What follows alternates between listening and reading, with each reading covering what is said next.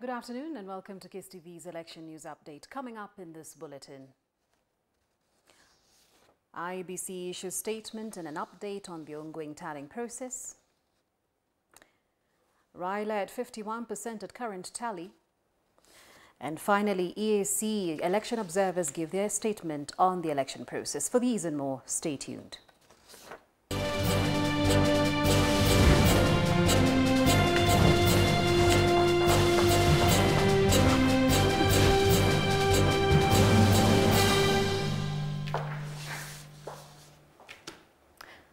Good afternoon and welcome again.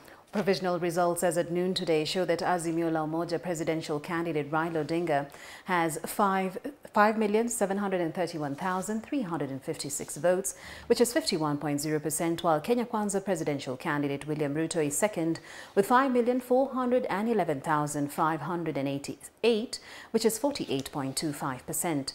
Roots Party presidential candidate George Ojakoya has 49,313, translating to 0.44 votes, while Agano Party's David Mathare was trailing with 24,556 votes, which is 0.23%.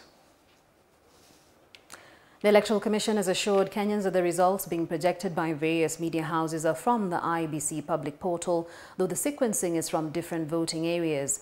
IEBC Chairperson Wafula Chebukati says each media house is accessing the public portal at different times and using its own criteria and sequencing. He, however, says at the end of the tallying, they hope there'll be harmonization. This is a status update as where we are. The Commission appreciates Kenyans for the patience they continue to exhibit as it collates and tallies the results. In addition, we are also grateful to the media for the reporting of the general election results, which you have been doing diligently. On that aspect, I wish to state that the Commission signed a memorandum of understanding with the Kenya Media Sector Working Group on the 4th of March 2022, and one of the areas of collaboration was to provide comprehensive and objective coverage of the electoral process, including tallying and transmission of results.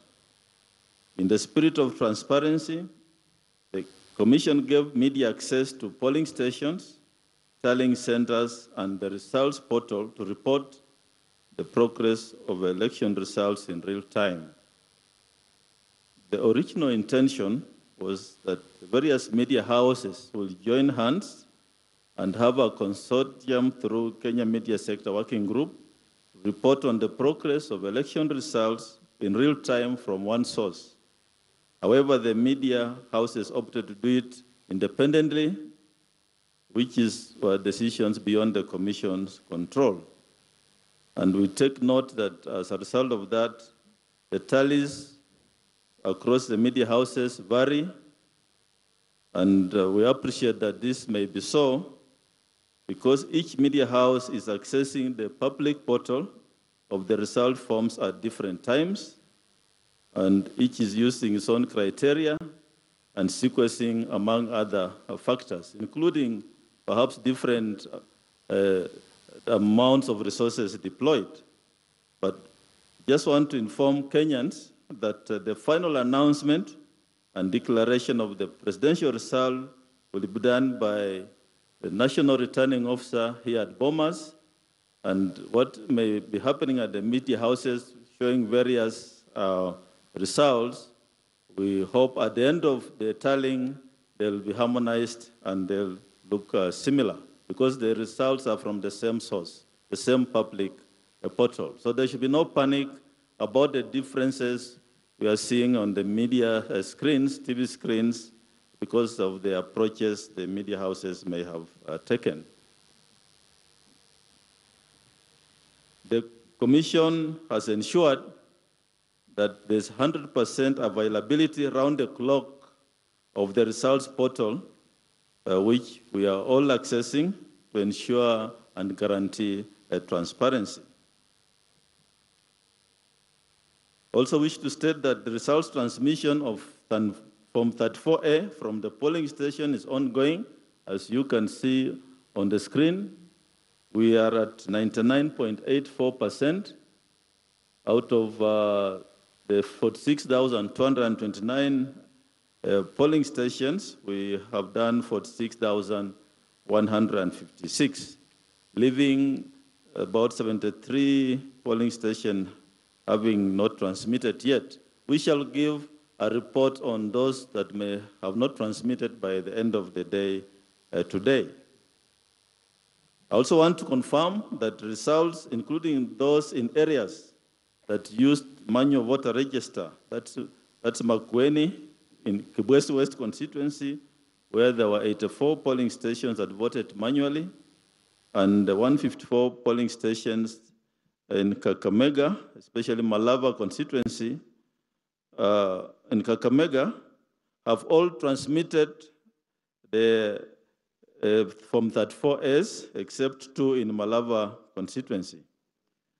What happened here is that voting was done manual, but by the time of counting, the commission had ensured that the KIMS kits were ready and deployed for transmission. So transmission took place as envisaged in those 2 areas where largely voting was done manually. Collecting and announcement of results in a majority of constituencies is complete, and the returning officers have now started coming to physically deliver the results of Form 34As and 34Bs here at Bomas. And there are teams, as you can see, in the center of the auditorium working on it.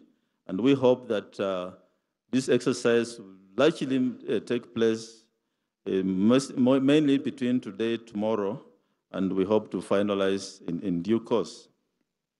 As I said yesterday, just to repeat what's going on at the auditorium lobby, verification of transmitted image of results is happening from 34As against from 34Bs. That verification is what's happening there. And then there's also verification of 34Bs against 34As. And there's a team which is collating from 34C. And we shall then be able to populate that on the screen and come up with also percentages of the candidates. And then we shall also be able to know which candidate has scored in terms of the counties to meet the minimum threshold of 25%.